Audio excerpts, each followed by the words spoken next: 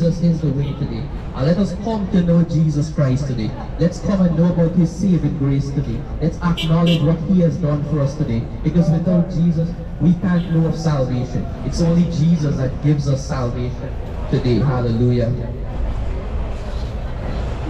Of course, you will say, what is repentance today? So repentance is turning away from sin and acknowledging God's way of salvation today.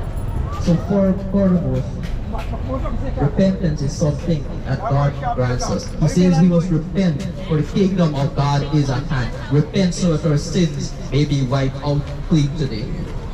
Repentance is not something that God demands from us today. It's an invitation that God wants. It's our choice whether we want to repent of our sins today. We all have a choice today whether we want to go to heaven with Jesus or do we want to spend eternity in hell today.